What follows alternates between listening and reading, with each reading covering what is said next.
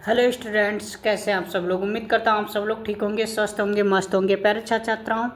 आज हम आप लोगों के लिए साइंस का क्लास लेकर आए जिसमें हम लोग अब यहाँ तक अध्ययन कर लिए थे जूट पटसन तक। ठीक है, जूट पटसन तक हम लोग अध्ययन कर लिए थे। अब इसके आगे जूट पटसन हम लोग अध्ययन करेंगे सेटिंग को। ठीक है, देखिए, पटसन तंतु को पटसन पादप के तने से प्राप्त किया जाता है। भारत में इसकी खेती वर्षा ऋतु में की जाती है। देखिए, जो पटसन तंतु होता है, पटसन तंतु को पादप के तने से प्राप्त किया जाता है, यानी उनके तने से निकाला जाता है। ठीक है, भारत में इसकी खेती वर्षा ऋतु में की जाती है, यानी बरसात के मौसम में किया जाता है। ठीक है, जुलाई अगस्त के महीने में जो धान की जब फसल होती है उसी मौसम में इसको बोया जाता है। ठीक है, भारत में पटसन को प्रमुख रूप से पश्चिम बंगाल, बिहार, असम में उगाया जाता है। ध्यान रखिएगा, जो पटसन होता है वह हमारे देश भारत में किस किस स्टेट में उगाया जाता है। मुख्य रूप से ये बताया जा रहा है कि भारत के पश्चिम बंगाल में, ठीक है, पश्चिम बंगाल राज्य में, बिहार में, असम में मुख्य रूप से उगाया जाता है। ठीक है, बाकी वैसे कहा जाए तो हर स्टेट में लगभग उगाया जाता है, पर प्रमुख रूप से ये जो है पश्चिम बंगाल, बिहार, असम, ये 3 स्टेटों में उगाया जाता है। सामान्यतः पटसन पादप फसल को पुष्पन अवस्था में काटते हैं। फसल कटाई के पश्चात पादपों के तनों को कुछ दिनों तक जल में डुबाकर रखते हैं। अब देखिए, अगर बात किया जाए पटसन यानी जूट पटसन, जिसको अगर हम कहा जाए तो हम लोग कहते हैं पटुआ। क्या कहते हैं? पटुआ। ठीक है, ये पटुआ होता है और इस पटुआ को हम लोग भी इसका प्रयोग करते हैं। तो देखिए, जो पटुआ होती है हम लोग भी जब इसका उपयोग करते हैं, बोते हैं, तो इसको हम लोग काटते हैं। काटने के बाद इसको क्या करते हैं, इसके जो बगल बगल की ये जो शाखाएँ आपको दिखाई दे रही हैं ऐसे छोटे छोटे, इन शाखाओं को हम लोग निकाल देते हैं। सीधे सीधे इसकी जो सीधे सीधे तना गया हुआ इस तनों को हम लोग ऐसे रहने देते हैं और इसके ऊपर के भी पौधे को काट देते हैं। उसके बाद इसके तने को निकाल कर हम लोग ले जाते हैं गड्ढे में डुबो देते हैं, यानी तालाब हो, पोखरा हो, उसमें हम लोग 24 घंटे के लिए इसको डुबो देते हैं। पूरी तरीके से डूब जाता है। जब डूब जाता है तो इसको हम लोग निकालते हैं। निकालने के बाद इसके तने को अपने हाथों से निकालते हैं और अच्छे प्रकार से निकल जाती है ना, अच्छे प्रकार से निकल जाती है। तो ये होता है जूट और पटसन। ठीक है, उसी के बारे में बताया जा रहा है। अब देखिए, इसमें बताया जा रहा है कि फसल कटाई के पश्चात पादपों के तनों को कुछ दिनों तक जल में डुबाकर रखते हैं। इसके तने को क्या करते हैं, डुबो कर रखते हैं, कहीं 24 घंटे, कहीं कुछ 2 दिन 3 दिन, जितना सड़ता है उतना अच्छा ये इसके रेशे बन जाते हैं। ठीक है, उतना अच्छा रेशे हो जाते हैं, इसलिए इसको डुबो कर रखते हैं पानी में।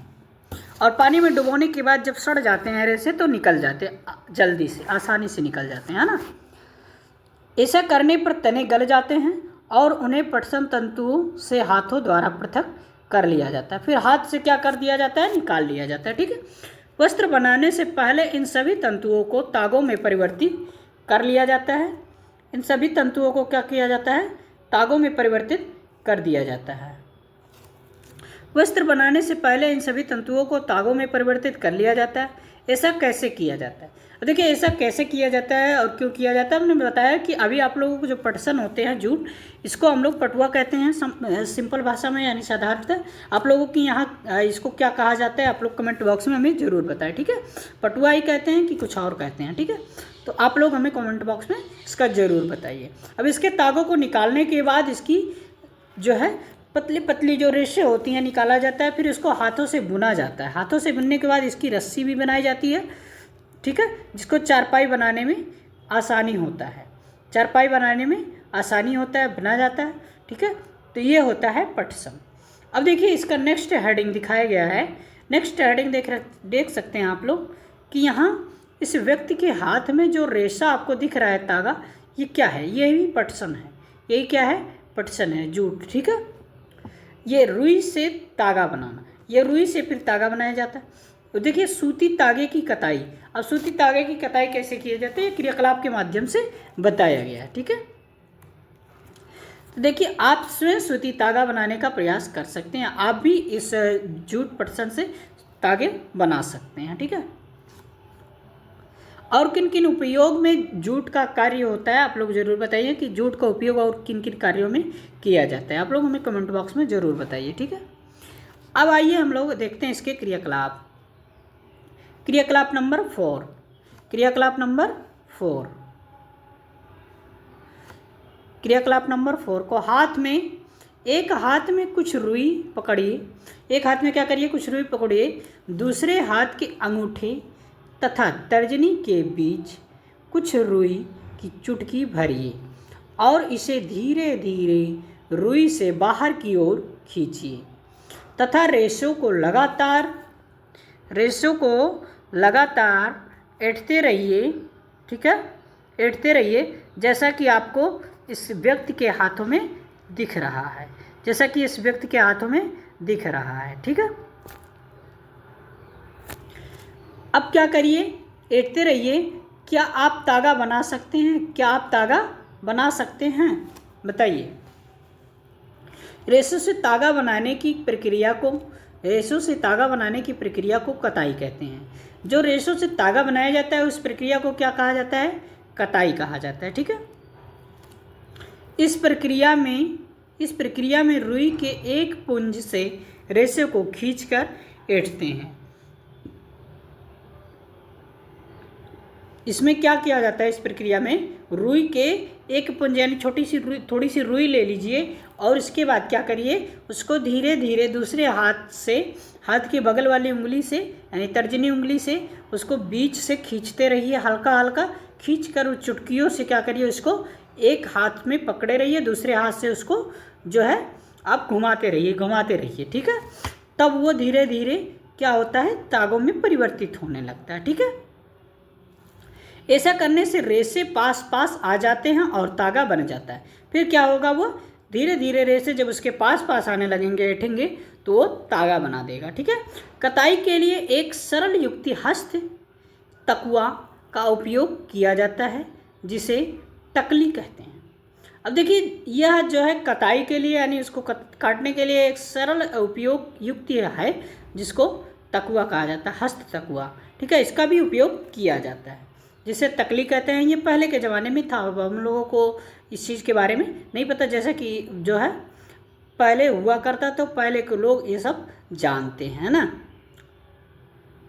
हाथ से प्रचलित कताई में उपयोग होने वाली एक अन्य युक्ति चरखा है। चरखा तो आप लोग जानते होंगे, देखे हैं, है ना, देखे हैं, लेकिन किताबों में सच्ची तो नहीं देखे होंगे, है ना। अगर कोई सच्ची चरखा देखा है तो बताइए कमेंट बॉक्स में। ठीक है, तो चरखा आप लोग देखें।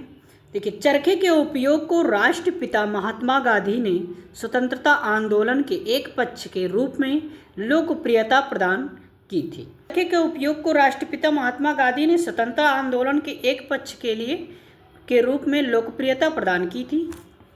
ठीक है, उन्होंने लोकप्रियता प्रदान किया था। उन्होंने बहुत ही प्यार से चरखे को चलाया था, चरखे को बनाया था, बताया।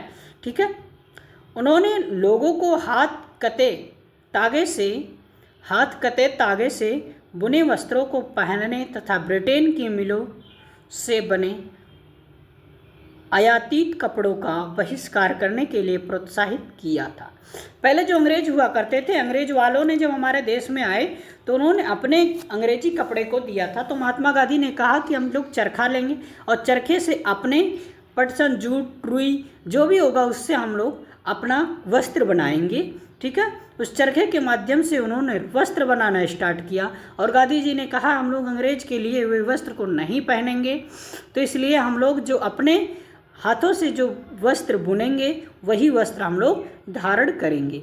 तो उन्होंने चरखा चलाया और चरखा से सभी लोगों ने चरखा को अपने हाथों से, चरखों से जो है तागा से और जो है वस्त्र बनाना स्टार्ट किया और सभी लोगों ने वस्त्रों को पहना, कपड़ा। ठीक है,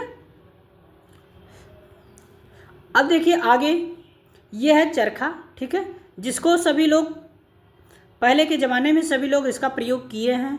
प्रयोग करके सभी लोग तागे बनाए, उससे वस्त्र बनाते थे, वस्त्र बनाकर और पहनते थे। ठीक है, उसी का सब लोग पहनते थे, उसी कपड़े को। बृहद पैमाने पर तागों की कताई का कार्य कताई मशीनों की सहायता से किया जाता है।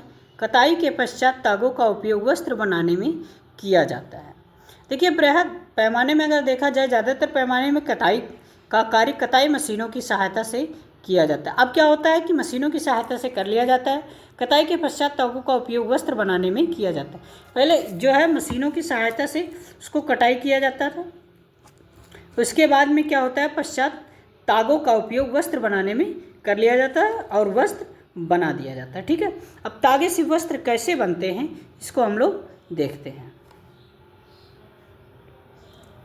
इससे पहले अगर आप लोग चैनल पर नए हैं तो चैनल को सब्सक्राइब करिए, लाइक करिए और अपने यार दोस्तों को भी शेयर करिए।